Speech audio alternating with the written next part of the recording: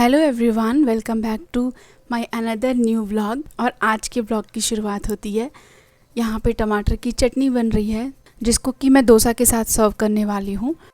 ये टमाटर की चटनी आप किसी भी चीज़ के साथ खा सकते हैं, बहुत टेस्टी होती है। मैं बहुत सारी वीडियोस में अपने बोली हूँ, क्योंकि ये मैं बहुत रेगुलरली बनाती रहती हूँ। मेरे घर में सबको बहुत पसंद आता है। इसको बनाने के लिए बस सिंपल सा कुछ टमाटर काट करके डाल दीजिए कढ़ाई में। उसके बाद उसके साथ कुछ हरी मिर्चें, कुछ लहसुन की कलियां, नमक डाल करके उसको थोड़ा सा पका लीजिए। थोड़ा सा जब वो सॉफ्ट हो जाएगा ना, उसके बाद उसमें धनिया के पत्ते डाल करके उसके बाद इसको अच्छे से आराम से ढक करके और उसको पका लीजिए। बहुत टेस्टी बनता है, चावल के साथ खा सकते हैं, तड़का भी दे सकते हैं, उसको तेल में सब कुछ फ्राई कर सकते हैं। मैं तेल में नहीं करती हूँ, मैं हमेशा डायरेक्टली बिना तेल के इसको डाल देती हूँ। तो एक थोड़ा सा हेल्दियर वर्जन की वजह से मैं उसको ऐसा बनाती हूँ। और चटनी तो मतलब खाने में एक जान डाल देती है। अगर चावल, दाल, रोटी, सब्जी सब कुछ है, फिर भी अगर आपने उसके साथ कोई भी चटनी बना दिया तो वो पूरे खाने को एकदम अलग बना देता है। तो चटनी बहुत रेगुलर बनाती हूँ मैं। तो चटनी यहाँ पे पूरी तरीके से रेडी हो गई है। अब मैं फ्लेम को ऑफ कर दूँगी और इसको ठंडा होने के लिए छोड़ दूँगी। तो जब भी मैं ब्रेकफास्ट बनाती हूँ उसके साथ मैं लंच का प्रिपरेशन भी शुरू कर देती हूँ, क्योंकि 10 बजे के बाद से फिर मैं अपने काम में चली जाती हूँ। अभी सुबह सुबह का टाइम है, कोई भी ब्रेकफास्ट भी नहीं किया है। तो मैंने क्या किया कि पालक रखी हुई थी मेरे पास, तो पालक को मैंने नमक में भिगो दिया। नमक में भिगो के रखने से होता है कि उसमें अगर कुछ कीड़े हो या कोई पेस्टिसाइड्स वगैरह जो मेडिसिन वगैरह लोग डालते हैं, वो सब अगर उसमें होता है तो वो सब साफ़ हो जाता है। और उसी के साथ मैं दाल भी हमेशा भिगो देती हूँ। यहाँ पे मैं कुछ लहसुन भी भिगो के रख दी हूँ, क्योंकि 2 मिनट जस्ट भिगो के रख देने से ना छिलने में बहुत आसानी होती है। और ये मैं इस बार अपनी मम्मी के पास गई थी तो मैंने देखा वो लहसुन छिल करके और वो फ्रिज में रख देती हैं। बहुत आराम होता है कभी भी अचानक से तड़का डालना हो या किसी भी चीज़ के। तो मैं इसी तरीके से इसको भिगो देती हूँ और 2-3 मिनट के बाद फिर इसको छील के एक डब्बे में करके और रख देती हूँ। फ्रिज में कभी भी लहसुन या प्याज रखे ना तो उसको बिना ढक्कन लगाए बिल्कुल ना रखें, अदरवाइज़ पूरा स्मेल फ्रिज में फैल जाता है। यहाँ पे ये चटनी थोड़ी ठंडी हो गई है। जो सबसे बड़ा वाला मिक्सी जार होता है ना, उसमें इसको ट्रांसफ़र करेंगे, क्योंकि इसको एकदम पेस्ट नहीं बनाना होता है, जस्ट हल्का सा एक बार चलाना होता है, उससे इसका टेस्ट बहुत अच्छा आता है। मैं आज लंच में बनाने जा रही हूँ कुंदरू की फ्राई। और कुंदरू को कट करने में बहुत टाइम लगता है, तो मैं उसको हमेशा एक दिन पहले ही कट करके रख देती हूँ। मतलब रात में जब डिनर वगैरह बनाती हूँ तभी मैं उसके साथ कट कर देती हूँ। और बहुत सिंपल वे में इसको बनाना होता है, टेस्ट बहुत अच्छा लगता है। बस कढ़ाई में थोड़ा सा तेल डाल करके और इसको थोड़ा सा नमक डाल करके ऐसे ही मैं छोड़ के चली जाती हूँ।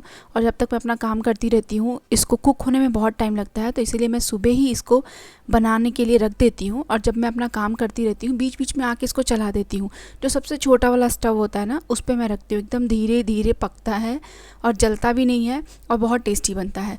मैंने यहाँ पे अपना बगल में दाल भी चढ़ा दिया। दाल अच्छी तरीके से भीग गया है। जब भी भीगा हुआ दाल हम खाते हैं ना, तो किसी को भी अगर गैस की, ब्लोटिंग की प्रॉब्लम है तो वो तो पहली बात कम हो जाती है। और इस तरीके से दाल हेल्दी भी हो जाता है। जो इसमें प्रोटीन होता है वो और जल्दी हमारी बॉडी को डाइजेस्ट होता है। तो दाल हमेशा भिगो के रखें।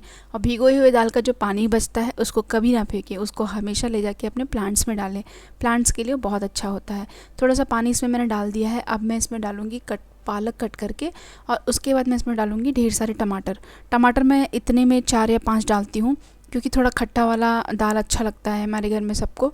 आप चाहें तो थोड़ा अगर और इसको स्पेशल बनाना है, थोड़ा सा और इसको खट्टा करना है, तो आप इसमें थोड़ा सा इमली भी डाल दें, बहुत टेस्टी बनता है।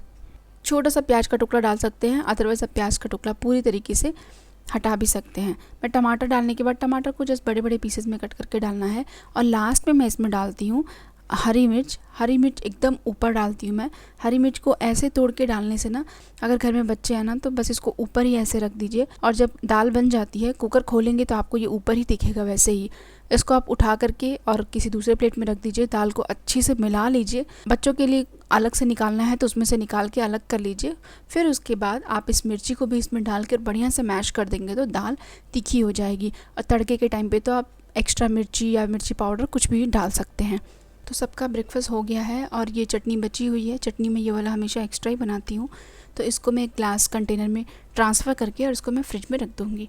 तो लंच का काम लगभग हो गया है और खाना खाने के टाइम पे बस चावल बना दूँगी और मेरा कुंदरू का फ्राई तैयार हो रहा है। तो यहाँ पे मैं अब अपना वर्क करने के लिए आ गई हूँ। सुबह से खड़े होकर काम करते करते पैरों में दर्द हो जाता, तो मैं यहाँ पे अपना मसाज लगा लेती हूँ पैर में और आराम से बैठ के अपना काम करना शुरू करती हूँ। तो अब लंच का टाइम हो गया है और लंच के टाइम में मुझे पता है कि मैं अब 1 घंटे के करीब तो मैं इधर ही रहूँगी, किचन में रहूँगी या इधर आसपास में रहूँगी। तो मेरे पास दाल पड़ी हुई थी बहुत दिनों से, उसको धूप में डालना चाहिए बट मैं धूप में नहीं डाल पाती हूँ, इसलिए मैं क्या करती हूँ कि एकदम लो फ्लेम पे रख के उसको कढ़ाई में हल्का हल्का सा उसको जस्ट ड्राई कर लेती हूँ। उससे क्या होता है कि उसका मॉइस्चर चला जाता है और इसके लिए मुझे अलग से टाइम देने की ज़रूरत नहीं पड़ती है। जब भी मैं किचन में रहती हूँ मैं तभी ये काम करती हूँ। इसी के साथ मैं अपने दाल में और आरव के दाल में मैं तड़का दे दूँगी और साथ में मैंने चावल भी बना दिया है, तो सारा खाना एक ही साथ रेडी हो गया है।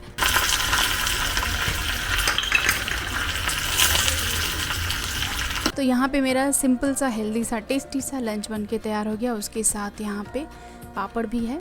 तो लंच वगैरह हो जाने के बाद अब डिनर पे मैं आती हूँ। तो आज डिनर में कुकिंग उतनी नहीं थी क्योंकि थोड़ा डोसा था, थोड़ा रोटी था, चावल था, दाल था, कुंदरू फ्राई था, सब कुछ था, तो मिक्स करके हमने उसे ही खा लिया। तो मैंने यहाँ पे सुबह की तैयारी भी शुरू कर दी। सुबह में मुझे बनाना है बेसन का चीला और उसके लिए मेरे पास थोड़ा सा टाइम था, तो मैं रात ही में उसके लिए वेजिटेबल्स कट करके और उसको अच्छे से फाइन चॉप करके मैं उसको स्टोर करके रख दूँगी। तो सुबह जस्ट मिक्स करके बना दूँगी। तो दोपहर में जो मैंने दाल रोस्ट किया था वो ऑलरेडी मैं रख दी हूँ बॉक्स में, ठंडा भी हो गया है। और ये मैं रात में फिर से डिनर के टाइम पे एक और बार दूसरा बॉक्स रख दी। और जब मैं बॉक्स में रखती हूँ तो उसके साथ में लाल मिर्ची रख देती हूँ। लाल मिर्च रखने से इसमें कीड़े वगैरह नहीं पड़ते हैं। और मैं इस लाल मिर्च को भी हल्का सा रोस्ट कर देती हूँ, एकदम हल्का सा, क्योंकि कभी कभी लाल मिर्च में भी ना मॉइस्चर होता है और उसकी वजह से उसमें अंदर फंगस लग जाता है। तो उसको भी हल्का सा रोस्ट कर देने से उसका मॉइस्चर चला जाता है, तो फिर दाल भी ख़राब नहीं होता है। तो ये है मेरा बेस्ट चॉपर में वेजिटेबल्स बहुत अच्छे से फाइन चॉप हो जाता है। पहले मैं जब चीला बनाती थी तब मैं इसको ग्रेट करती थी, सारी वेजिटेबल्स को ना मैं कद्दूकस करती थी, बहुत टाइम लगता था।